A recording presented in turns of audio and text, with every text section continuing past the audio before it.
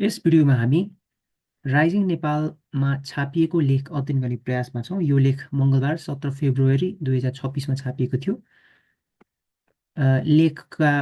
लेखमा भएका कुराहरूलाई मनन गर्दै थोरै अङ्ग्रेजी सुधार र विषयवस्तु ज्ञान हासिल गर्नु यस भिडियोको उद्देश्य रहेको छ।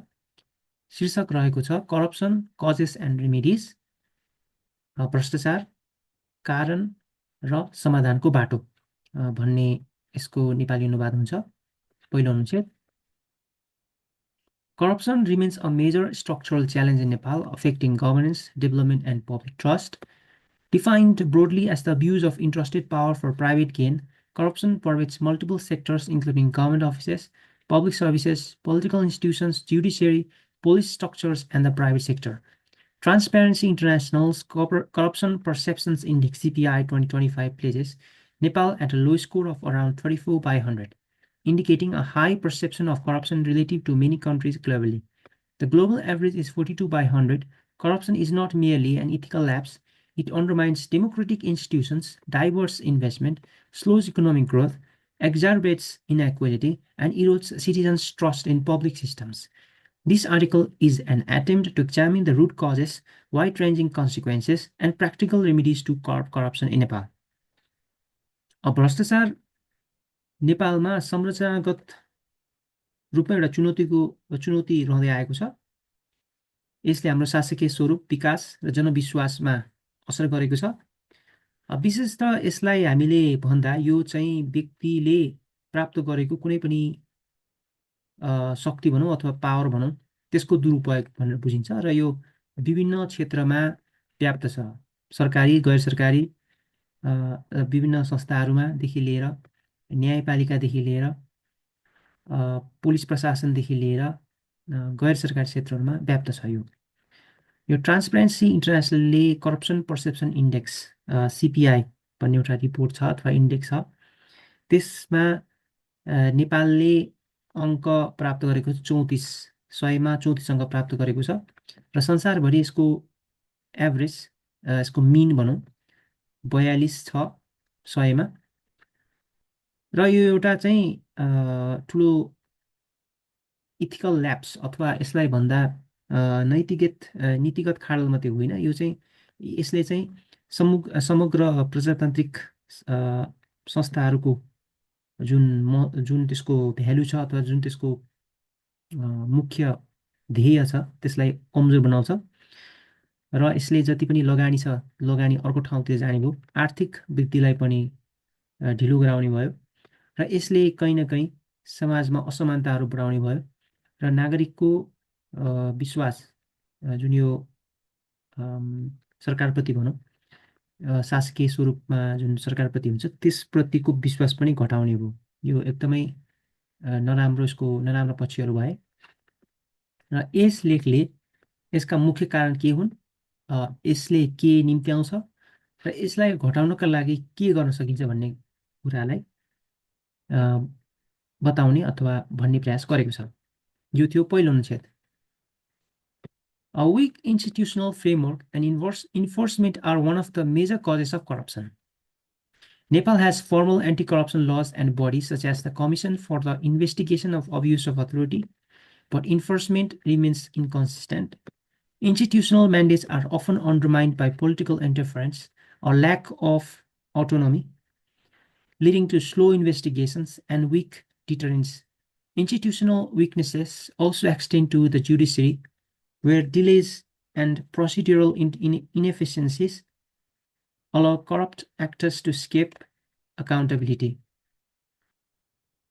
अब संरचनागत रूपमा त्यसको कमजोरी हुने, भनौँ न संस्थागत रूपमा त्यसको केही जुन स्ट्रक्चर हुन्छ, जुन फ्रेमवर्कमा बसेको हुन्छ त्यसको कमजोरी र कानुनको पालनामा अलिकति कमजोरी हुनु भ्रष्टाचारको मुख्य कारण भयो। नेपालमा पनि यस्ता एउटा संस्थाहरू छन्, जस्तै यो CIAA, अख्तियार दुरुपयोग अनुसन्धान केन्द्र भन्ने छ, तर यसले गर्ने कुराहरू चाहिँ अलिकति कमजोर नै छ। यसको इन्फोर्समेन्ट अथवा यसले कुनै पनि कुरालाई होस् भनेर उसको शक्ति त्यसमा देखिँदैन। र अर्को कुरा चाहिँ राजनीतिक हस्तक्षेप पनि देखिन्छ।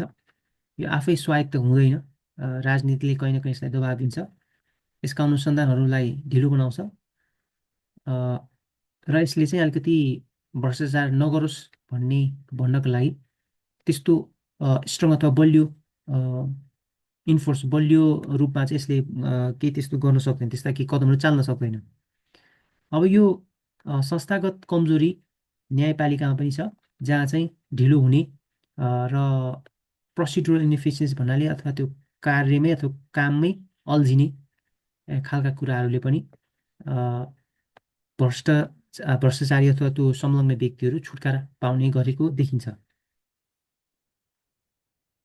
अर्को अनुच्छेद political wrongdoings. Political and administrative wrongdoings are also cause corruption. Political financing is largely opaque, with few controls on campaign spending or source of funds. अब यो राजनीतिक रूपमा पनि यो कुरा आउँछ, राजनीतिक र प्रशासनिक रूपमा। जस्तो यो राजनीतिक रूपमा फाइनेन्स गरिन्छ पोलिटिकल पार्टीहरूलाई, त्यो पैसा कहाँबाट आउँछ भन्ने कुरा थाहा हुँदैन, त्यति त्यो पारदर्शी हुँदैन। Politicians and administrators often rely on patronage networks of sustained power, distributing benefits in return for political and bureaucratic loyalty. This systemic capture promotes nepotism in appointments, transfers, and contracts, discouraging meritocracy. अब राजनीति र प्रशासन सँगसँगै गएको देखिन्छ। राजनीतिले पनि power चाहन्छ, फाइदा चाहन्छ, र त्यसले चाहिँ यो राजनीतिले नै कर्मचारीसँग के एउटा लोयल्टी जस्तो खोज्छ, र यसले गर्दा आफन्तवाद अथवा नातावाद जस्तो त्रिपापा जस्ता कुराहरू मौलाउने भयो, र यसले मेरिटोक्रेसी पनि घटाउँदै लाने भयो। भन्नाले सक्षम व्यक्तिहरूले चाहिँ अवसर पाएनन्। Lengthy administrative procedures and discretionary powers granted to officials create environments rife for bribery. Citizens seeking basic services such as citizenship certificates, permits, and land documents frequently face red tape. To expedite such services, informal payments still happen, embedding corruption deeper in public interactions. जति पनि प्रशासनका कुराहरू छन् त्यहाँ step by step अथवा चाहिँ प्रणालीगत रूपमा नै कुनै धेरै कागजहरू चाहिने, धेरै प्रक्रियाहरू पुरा गर्नुपर्ने भएकाले त्यसले चाहिँ नागरिकमा अलिकति विश्वास पनि घटाउने र त्यसले चाहिँ भ्रष्टाचारलाई बढावा दिने पनि कुरा हुने गर्दछ। र यसमा के हुन्छ भने जस्तो नागरिकले सर्भिसहरू खोज्छन् र त्यसमा जस्तो सिटिजनसिप, नागरिकता लिने, कुनै पर्मिट लिने अथवा जग्गाका कुराहरूमा यो रेड टेप अथवा चाहिँ excessive bureaucracy or adherence to official rules, यो काममै घुमिरहने, प्रक्रियागत कुरामै अल्मलिरहने कुरा हुन्छ। र त्यो अल्मलिने क्रममा जुन सेवा लिन आएका सेवाग्राही हुन्छन् उनीहरूले त्यसमा बढी पैसा तिर्नुपर्ने हुँदाखेरि यसले चाहिँ अलिकति भ्रष्टाचार चाहिँ भित्रैपट्टि दबिएको अथवा लुकेर रहेको देखिन्छ। अब यो रेड टेप भनेको चाहिँ एक्सेसिभ ब्युरोक्रेसी मैले भनिहालेँ, or adherence to official rules and formalities, प्रक्रियामै भुलिरहने। Socio-cultural acceptance and moral rationalization incentivize corrupt behavior. In many local contexts, corruption is rationalized as a necessary evil or normal way of doing business. Cultural factors such as gift giving, kinship loyalty, and patronage ties blur ethical boundaries. When citizens see public officials operating with impunity, the social cost of corrupt behavior diminishes. Furthermore, regime change also induces corruption. Nepal's transition to federalism, intended to decentralize power, has created gaps in oversight at provincial and local levels. र अर्को कारण भ्रष्टाचारको के हो भने त्यो चाहिँ सामाजिक र सांस्कृतिक कारणहरू पनि पर्छ। र सामाजिक सांस्कृतिक कारणहरूमा कुनै त्यस्ता गतिविधि अथवा भ्रष्टाचार जस्तो गतिविधि थाहा भएर अथवा थाहा नभएर हुने गतिविधिहरूलाई समाजले सहजै स्वीकार्नाले पनि भ्रष्टाचार बढेको देखिन्छ। जस्तो हामीले गिफ्ट दिने, कसैप्रति चाहिँ लोयल हुने जस्तो खालको, कसैप्रति चाहिँ झुकाव हुने खालको गतिविधिहरू सांस्कृतिक रूपमा पनि छ हाम्रो। त्यसले चाहिँ अलिकति नैतिक सीमा नाग्दछ कुनै बेलामा। र कतिपय समयमा नागरिकले चाहिँ यस्ता गतिविधि देख्दा देख्दै पनि गल्तीबाट छुटकारा पाएको जब देख्छन्, त्यसले चाहिँ सामाजिक रूपमा नै भ्रष्टाचारलाई स्वीकार गर्दै जान्छ। त्यो कुराहरू भयो, यो चाहिँ सांस्कृतिक सामाजिक कुराहरू।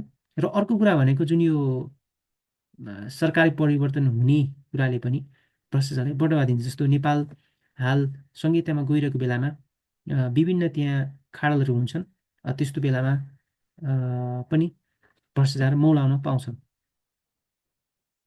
The rapid expansion of government budgets without parallel development of accountability systems left room for the misuse of funds। अब भन्नाले बजेट चाहिँ बढिराख्ने तर त्यसमा चाहिँ एउटा जवाफदेहिता भएन भने पनि त्यो जुन जति पनि बजेट छ त्यसको चाहिँ दुरुपयोग हुने सम्भावना बढी हुन्छ। Political instability further weakens sustained governance reforms. Weak transparency and accountability systems have given rise to corruption। अब यो राजनीतिक अस्थिरता पुनः अर्को कारण भयो, यसले पारदर्शितालाई कमजोर बनाउने भयो, जवाफदेहितालाई कमजोर बनाउने भयो र यसले भ्रष्टाचारलाई फेरि पनि बढावा दिने भयो। Mechanisms such as the Right to Information Act exist but are poorly implemented. Public procurement often lacks full transparency, and details on government contracts and project expenditures are not really accessible to citizens. Without robust transparency systems, corrupt practices remain hidden। अब हाम्रोमा right to information सूचनाको हक त छ, तर त्यसलाई पूर्णतः पालना गर्न सकिएको हुँदैन। त्यस्तै अर्को यो पब्लिक प्रोक्युरमेन्ट खरिदका कुराहरूमा पनि त्यति पारदर्शिता गरेको देखिँदैन र त्यसले गर्दा सरकारले गर्ने जति पनि कन्ट्र्याक्टहरू हुन्छन् अथवा त्यस प्रोजेक्टमा जति पनि खर्च हुन्छ त्यो पनि नागरिकले सहजै प्राप्त गर्दैन र यस्तो पारदर्शी नभएको अवस्थामा जति पनि भ्रष्टाचार जन्य गतिविधि हुन्छन् त्यो समाजबाट लुक्ने गर्दछन्। Corruption has wide-ranging consequences। अब भ्रष्टाचारका थुप्रै नतिजा अथवा त्यसले देखाउने प्रभावहरू हुन्छन्। First, corruption imposes direct and indirect economic costs। According to some estimates, corruption may account for more than 5% of GDP losses annually, implying that if Nepal's GDP is around 6.1 trillion over rupees 300 billion, nearly 15% of the annual budget could be lost to corruption each year through inflated contracts, embezzlement, bribes, and illicit financial flows। अब पहिलो कारण चाहिँ यसले कहीँ न कहीँ आर्थिक भार चाहिँ ल्याउँछ र साधारणतया के एउटा सानो यहाँ तथ्याङ्क पनि दिएको छ जसमा भनिएको छ भ्रष्टाचारले प्रत्येक वर्ष चाहिँ जिडिपीको कुल ग्राहस्थ उत्पादनको 5% त्यसले लिन्छ, खाने गर्छ र त्यो भनेको चाहिँ नेपालको यति 6.1 ट्रिलियन जति छ भने कुनै एउटा अङ्क छ भने त्यसले प्रत्येक वार्षिक बजेटको 15% चाहिँ त्यसले भ्रष्टाचारमै हाम्रो लस अथवा गइरहेको देखिन्छ। अब त्यसमा विभिन्न कुराहरू कन्ट्र्याक्टबाट अथवा इम्बेजलमेन्ट, ब्राइब्सहरू, इलिसिट फाइनेन्सियल फ्लोज जसको कुनै रेकर्ड हुँदैन, यस्ता कुराहरूबाट चाहिँ पैसा अथवा चाहिँ आर्थिक भार गर्ने गर्दछ। Second, corrupt procurement and project mismanagement lead to substandard public infrastructure and services। Roads may deteriorate prematurely, hospitals lack essential equipment, and schools fail to deliver quality education। अब दोस्रो चाहिँ अब पब्लिक इन्फ्रास्ट्रक्चर मै पनि अलिकति असर पर्ने हो, जस्तो हाम्रो रोड राम्रो नहुने, अस्पतालमा उपयुक्त सामग्रीहरू नहुने, विद्यालयमा गुणस्तरीय शिक्षा नपाइने खालका यस्ता चाहिँ कुराहरू पनि यही भ्रष्टाचारबाटै भ्रष्टाचारको यसका नतिजा हुन् भनौँ। Money meant for public goods is diverted into private pockets, leaving citizens to bear the cost। Third, corruption disproportionately harms the poor and marginalized। Those without money or influence cannot access services efficiently and must often forfeit opportunities due to bribes or nepotistic practices। Unequal access to justice and services deepens social inequality and fuels discontent। अब जनतालाई फाइदा हुनुपर्ने रकम कसैको खल्तीमा जान्छ जसबाट नागरिकले नै पुनः फेरि त्यसलाई भरपाई गर्नुपर्ने हुन्छ।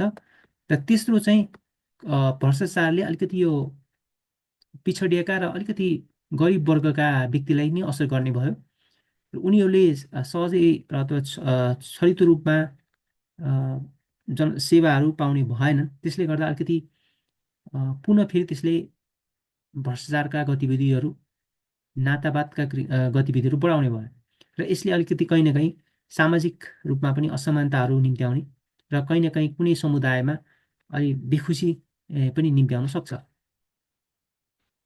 Fourth, corruption fuels citizens' mistrust in governance. According to Transparency International, a significant majority of Nepalis perceive corruption as a serious problem. Such perceptions contribute to political apathy and social unrest. Recent widespread youth-led protests were triggered by frustration with corruption, inequality, and political nepotism, leading to changes in government. Additionally, countries perceived as highly corrupt to attract less foreign direct investment as investors seek predictable and transparent environments. Nepal's ranking below the global average in the CPI undermines investor confidence and hinders economic opportunities. चौथो भनेको भ्रष्टाचारले यो जति पनि शासकीय प्रणाली छ त्यसमा चाहिँ जनविश्वास घटाउने भयो। अब ट्रान्सपेरेन्सी इन्टरनेसनलकै कुरा गर्ने हो भने पनि उनीहरूले के औँल्याएका छन् भने नेपालीहरूले एउटा ठुलो सङ्ख्याको नेपालीले भ्रष्टाचारलाई एकदमै ठुलो समस्याको रूपमा लिएका छन् र यसले अलिकति राजनीतिप्रति अलिकति राजनीतिको अलिकति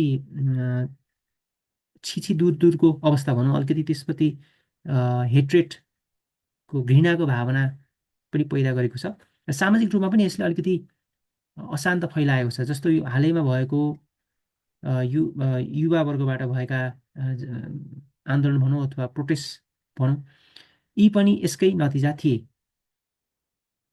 र यसले नै सरकार पनि परिवर्तन गरायो। अनि अर्को कुरा के भने जुन देशहरूमा बढी भ्रष्टाचार भएको ठानिन्छ त्यसमा चाहिँ वैदेशिक लगानीहरू पनि कम आउने गर्दछ, किनभने त्यसमा लगानीकर्ताहरूले त्यति पारदर्शी र उपयुक्त ठाउँ देख्दैनन्। र नेपालको ग्लोबल एभरेजभन्दा अलिकति मुनि नै भएको कारणले गर्दा पनि यसले लगानीकर्ताहरूमा त्यति साह्रो लगानी गरिहालौँ भन्ने खालको भावना पनि ल्याउँदैन र त्यसले अन्तमा आर्थिक रूपमा कुनै यस्ता अवसरहरू पनि बनाउन सक्दैन। Addressing corruption in Nepal requires systemic reforms, preventive strategies, and cultural actions. There is a need to ensure the true independence of bodies like the CIAA. Apolitical experts should be appointed there and officials must be trained. It should be provided with adequate financial and capable human resources. Mandatory disclosure of political funding sources must be introduced alongside strict limits on election campaign expenditures. We need to encourage state financing mechanisms to reduce reliance on private money for election. अब यसमा अलिकति समाधानका उपायहरू बताएका छन्। अब systemic एकदम भित्री तहदेखि गर्नु पर्यो। सिस्टमिक भनेको भित्री तहदेखि नै परिवर्तनका तरिका ल्याउनु पर्यो। अब यसमा रोकथामको केही उपायहरू अपनाउनु पर्यो, स्ट्राटेजीहरू अपनाउनु पर्यो र सांस्कृतिक रूपमा पनि केही परिवर्तनहरू ल्याउनु पर्यो। जस्तै CIA जुन अख्तियार दुरुपयोग अनुसन्धान केन्द्र छ त्यसलाई बिल्कुलै राजनीतिभन्दा पर राख्नु पर्यो र गैर राजनीतिक व्यक्तिहरूलाई त्यहाँ ल्याएर राखिनु पर्यो र उनीहरूलाई फाइनेन्स चाहिँदो मात्रामा रकम दिनु पर्यो संस्था चलाउनको लागि र क्यापेबल एकदमै सक्षम जनशक्ति पनि त्यहाँ राख्नु पर्यो र राजनीतिक पार्टीहरूको हकमा भने यो जति पनि उनीहरूमा आउँछन् पैसा अथवा रकम उनीहरूले जम्मा गर्छन् पार्टी चलाउनको लागि त्यो पनि पूर्ण रूपमा पारदर्शी गराइनु पर्यो र यस्तो सांस्कृतिक विकास गर्नु पर्यो कि पार्टीहरूमा पनि उनीहरू स्वयं आफैले पनि त्यहाँ पैसा लगानी गर्न सकुन्।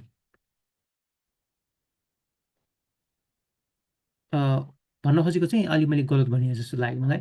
We need to encourage state financing mechanism भन्नाले पार्टीहरूमा पनि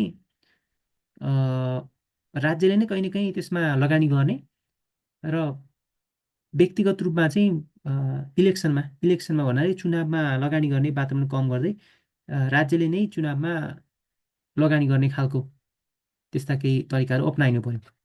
भन्न खोजेको त्यो जुन चुनावमा लुकेर पैसा हाल्ने तरिका हुन्छ त्यो चाहिँ अलिकति कम गरिनु पर्यो। राज्यले नै कहीँ त्यसमा केही न केही भूमिका खेल्न पर्यो। Administrative and digital reforms should get prominence to make manipulation more difficult. Cashless, faceless, and paperless governance is needed. Procurement transparency and public monitoring must be strengthened. There is also a need to expand civic education and cultural actions. The National Integrity Program must be designed and executed nationwide.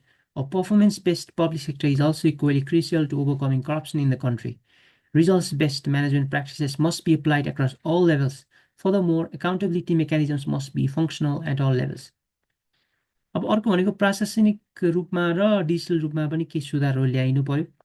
जस्तो यो cashless, त्यसमा cash रहित, अनुहार रहित, त्यो कागज रहित खालका शासकीय प्रबन्धहरू मिलाइनु पर्यो।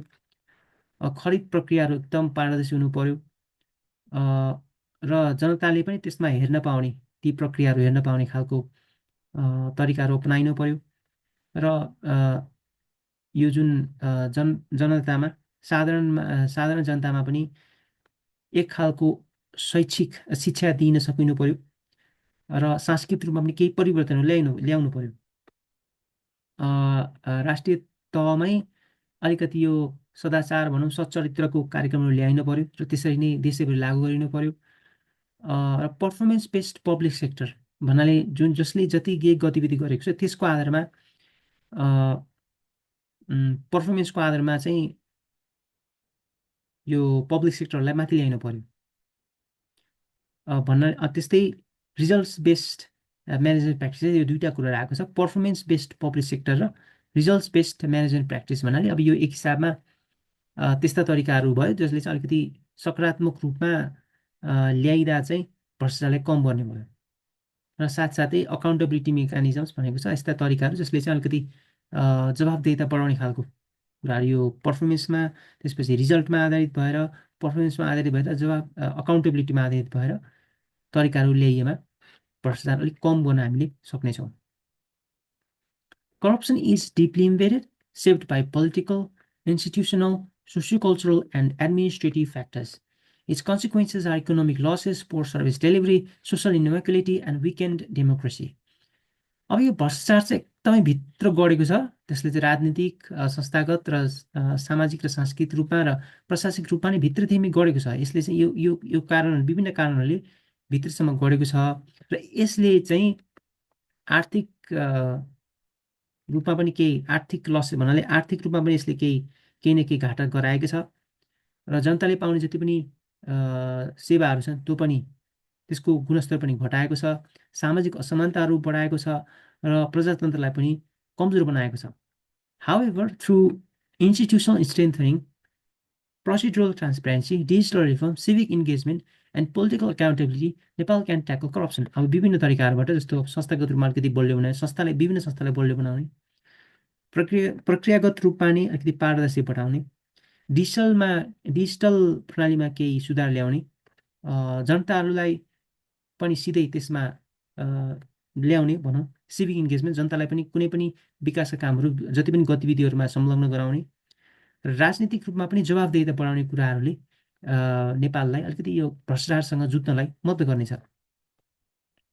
Real progress will be caused not by isolated prosecutions, but by reductions in corrupt opportunities, stronger deterrence and restoration of public trust. अब वास्तविक सफलता चाहिँ फाटफुट भइरहेको हुन्छ नि, जुन दोषीलाई कारबाही गरेको भन्ने कुराले नापिँदैन, बरु स्वतः भ्रष्टाचार भएका जति पनि अवसरहरू छ भ्रष्टाचारका अवसरहरूलाई घटाएर नै वास्तविक रूपमा भ्रष्टाचारलाई जितिएको मानिन सकिन्छ र भ्रष्टाचारप्रति एकदमै खालको एउटा नकारात्मक खालको भावना विकास गरिदिने स्ट्रङ्गर डिटेरेन्स र जनताको विश्वासलाई बढाउन सकियो भने त्यो नै वास्तवमा सही ढङ्गमा गएको भन्ने ठहरिन्छ। Achieving such reforms demands serious political will, active citizen participation, and sustained pressure for good governance. अब यस्तो खालको परिवर्तन ल्याउनको लागि अब यो राजनीतिक रूपमा पनि अलिकति एकदम राजनीतिक रूपमा पनि एउटा खालको प्रमिस हामी गर्छौँ भने दृढ अठोट चाहियो। नागरिकहरू पनि यसमा सहभागी हुन पर्यो र गुड गभर्नेन्सको लागि पनि, सुशासनको लागि पनि एक खालको प्रेसर भनौँ एक खालको चाहिँ दबाब पनि दिन आवश्यक छ। This can only harness Nepal's development potential and fulfill the democratic aspirations of its people. अब यो भयो खण्डमा मात्रै, अब राजनीतिक तहबाट पनि नागरिक तहबाट पनि र एउटा सुशासनको लागि चाहिँ दबाब दिएर मात्रै नेपालको विकासको जुन गतिविधि छ त्यसले अलिकति अगाडि पाउँछ र भनौँ न के अरे नेपालको प्रजातन्त्रीय भावनाहरूले जित्नेछ अथवा व्यक्तिको प्रजातन्त्रका सपनाहरू प्रजातन्त्रीय भावहरूले स्थान पाउनेछ अथवा भरिपूर्ण हुनेछ। यो लेख थियो करप्सन कजेस एन्ड रेमिडिज शीर्षकको मङ्गलबार 17 फेब्रुअरी 2026मा छापिएको। यसका लेखक थिए डाक्टर भुषाल। यो लेख हामीले निम्न लिङ्कमा गएर हामी पढ्न सक्छौँ। यहाँ भनिएको छ doctor Bhusal is a development expert. हामी आफ्नो अध्ययन जारी राख्नेछौँ भन्दै यस भिडियोमा यति नै। धन्यवाद।